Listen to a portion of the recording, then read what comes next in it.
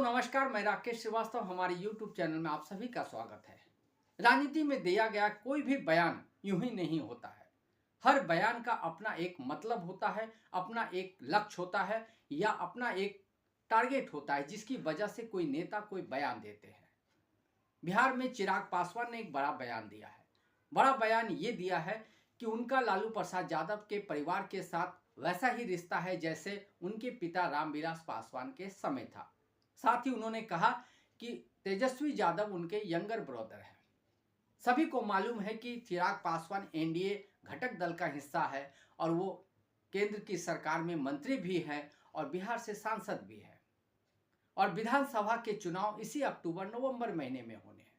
उससे पहले उनका दिया गया यह बयान कई तरह की बातें सामने लाता है। पहला ये कि लालू प्रसाद यादव के साथ उनके पारिवारिक रिश्ते हाल फिलहाल के दिनों में किसी भी तरह के खास संकेत देते नजर नहीं आए। रामविलास पासवान के समय निश्चित रूप से उनके पारिवारिक रिश्ते अच्छे हुआ करते थे, लेकिन जब से उन्होंने अपनी पार्टी बनाई और उसके बाद से नरेंद्र मोदी का सपोर्ट करने लगे, तेजस्वी यादव और लालू प्रसाद यादव के साथ उनकी दूरी बढ़ती गई है।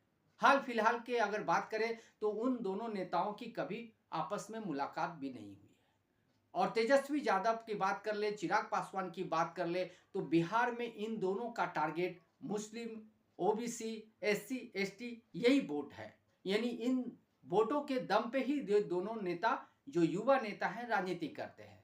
चूंकि बिहार में विधानसभा के चुनाव होने हैं और इस चुनाव को लेकर कई तरह की सरगर्मी देखने को मिल रही है। इसी सरगर्मी के बीच में केंद्र सरकार ने वक्फ बिल बोर्ड पास कर दिया है। वक्फ बोर्ड बिल पास करने की वजह से बिहार में नीतीश कुमार और चिराग पासवान के लिए एक ऐसी स्थिति पैदा हो गई है जिस स्थिति से बाहर निकलना उनके लिए मुश्किल भरा साबित हो रहा है। क्योंकि बिहार में मुस्लिम, ओबीसी, एसटी वोट बैंक के दम पे ही चिराग पासवान अब तक राजनीति करते रहे हैं और ये बिल पास होने की वजह से बिहार में मुस्लिम वोटर उनसे बिदक जाएंगे, ये पूरी तरह से पक्का माना जा रहा है। नीतीश कुमार के साथ जो रिश्ता मुस्लिम वोट बैंक का रहा है उसमें भी निश्चित रूप से सेंध लगी है। लेकिन इस बिल के पास होने से चिराग पासवान भी फंस गए हैं, क्योंकि चिराग पासवान ऐसे तो मौखिक रूप से इसका विरोध करते नजर आए और ये चाहा कि शायद ये बिल पास ना हो, लेकिन जब वोटिंग का वक्त आया तो उन्होंने सरकार का सपोर्ट कर दिया। इसकी वजह से बिहार में विधानसभा चुनाव से पहले चिराग पासवान मुस्लिम वोट बैंक के साथ जो उनकी का तारतम्य था या जो उनका एक संबंध था उसमें मुश्किल पैदा हो गई है, उसमें गिरावट आ गई है। यही वजह है कि अब वो तेजस्वी यादव को यंगर ब्रदर बता रहे हैं, क्योंकि सभी को मालूम है कि लालू प्रसाद यादव के परिवार का मुस्लिम वोट बैंक के साथ सीधा कनेक्शन रहा है। अब तक जो लालू प्रसाद यादव के परिवार की जो राजनीति रही है वो मुस्लिम वोट, ओबीसी और दलितों के वोट बैंक पे ही निर्भर रही है। क्योंकि आज भी तेजस्वी यादव के साथ बड़ी संख्या में मुस्लिम वोटर, ओबीसी और एससी एसटी के वोट बैंक, दलितों के वोट बैंक जुड़े हुए हैं। यही वजह है कि चिराग पासवान इस तरह का बयान दे रहे हैं, क्योंकि वो सीधे तौर पे मुस्लिम वोटरों के बीच जाकर अपनी बात कहने की स्थिति में आज नहीं है। क्योंकि मुस्लिमों के साथ जो धोखा हुआ है उस धोखे के लिए कहीं ना कहीं चिराग पासवान भी जिम्मेदार है। क्योंकि बिहार में रहते हुए, बिहार में पार्टी का संचालन करते हुए हो सकता था कि वो इसका विरोध करते, इस बिल का विरोध करते और इसके खिलाफ जाकर हो सकता था कि इस्तीफा दे देते, तो शायद वो बिहार में, बिहार की राजनीति में एक बड़ा चेहरा बनकर उभर सकते थे। लेकिन उन्होंने ऐसा नहीं किया। वो मंत्री पद पे बने रहे और जब केंद्र सरकार ने लोकसभा और राज्यसभा में इस बिल को लाया तो उन्होंने इसका सपोर्ट किया। तो खुले तौर पे ये बताता है कि वो मुस्लिम वोट बैंक को तो चाहते हैं, मुस्लिमों का वोट तो उन्हें चाहिए, लेकिन मुस्लिमों के खिलाफ जो बिल लाया गया था उसका उन्होंने सपोर्ट किया। और इस सपोर्ट की वजह से बिहार में चिराग पासवान और नीतीश कुमार पूरी तरह से घिर गए हैं। क्योंकि अब उनके चाचा पारसनाथ, जो पारसनाथ है, उन्होंने हाल ही में लालू प्रसाद यादव से मुलाकात करने की कोशिश की। ये अलग बात है कि वो इसमें सफल नहीं हो पाए। इसके बाद उन्होंने एक बड़ा बयान दिया कि वो 243 जो सीटें हैं बिहार की विधानसभा की, उन सभी सीटों पे अपने उम्मीदवार उतारेंगे और इसके लिए उनकी पार्टी की तरफ से सर्वे का काम जारी है। क्योंकि चाचा को यह समझ में आ गया है कि फिलहाल एनडीए के साथ रहकर उनका कोई फायदा नहीं होने वाला है, क्योंकि लोकसभा चुनाव में पारसनाथ ने एनडीए के साथ गठबंधन किया था, लेकिन इसके बावजूद उन्हें एक भी सीट नहीं मिली थी। अब चूंकि विधानसभा के चुनाव होने हैं, उससे पहले पारसनाथ को ऐसा लग रहा था कि एक धारा उन्हें तय करनी चाहिए। इसकी वजह से उन्होंने विपक्ष में जाने का प्लान बनाया और लालू प्रसाद यादव से मुलाकात करने की कोशिश की, लेकिन लालू प्रसाद यादव से उनकी मुलाकात नहीं हो पाई। उसके बाद उन्होंने बयान दिया है कि उनकी पार्टी 243 सीटों पे अकेले चुनाव लड़ेगी।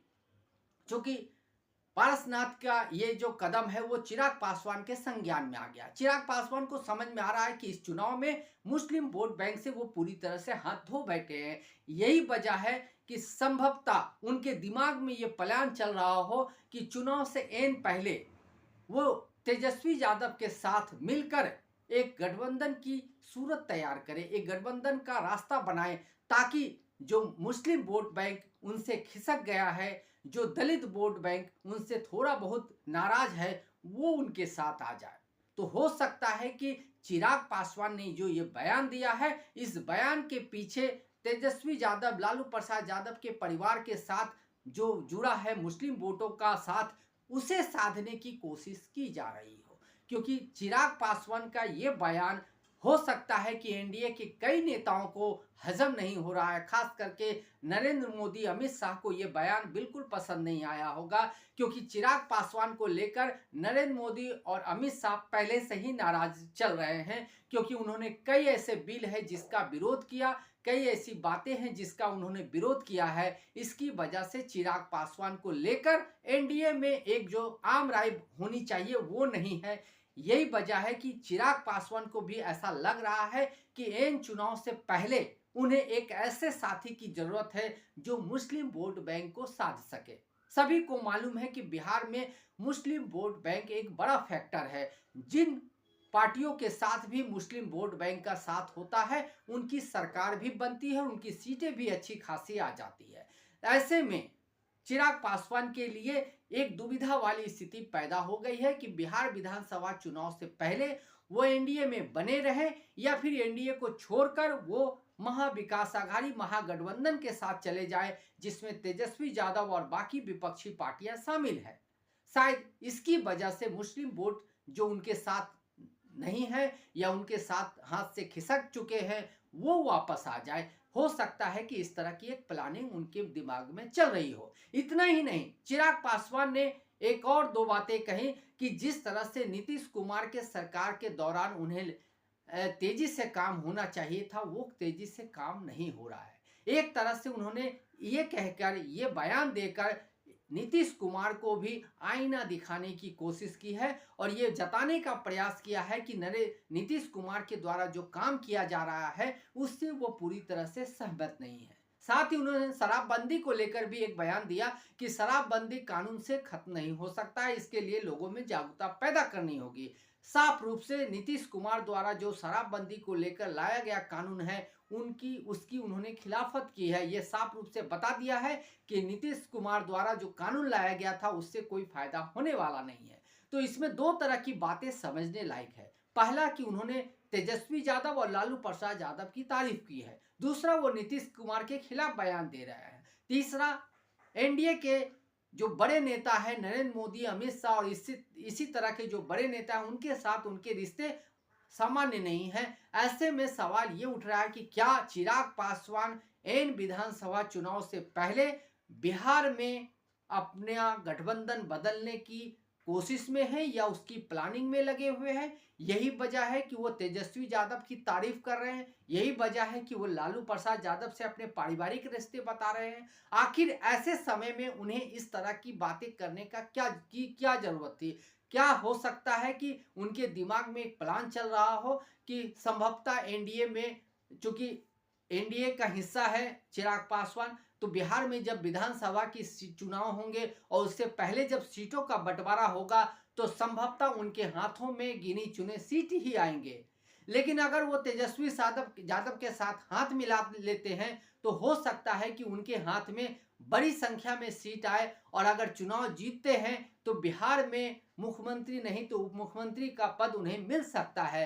तो हो सकता है कि तेजस्वी यादव के दिमाग में एक प्लान चल रहा हो कि चुनाव से पहले वो एनडीए को छोड़कर महाविकास आघाड़ी यानी तेजस्वी यादव के साथ मिल जाए और जो मुस्लिम वोट बैंक का नुकसान हुआ है उसकी वापसी करा ले। तो संभवतः इस तरह के विचार उनके दिमाग में चल रहे हो। ऐसे में आने वाले दिनों में चिराग पासवान द्वारा दिया गया इस बयान के क्या मायने हैं उसकी भी जानकारी, उसकी भी असलियत सामने आ जाएगी। जैसे ही वो कदम आगे बढ़ाएंगे आने वाले दिनों में इससे पर्दा उठ जाएगा कि आखिर उन्होंने ये बयान क्यों दिया था। आज के लिए बस इतना ही। अगर आप हमारे श्रोता हैं तो आप हमें जरूर लाइक और सब्सक्राइब करें।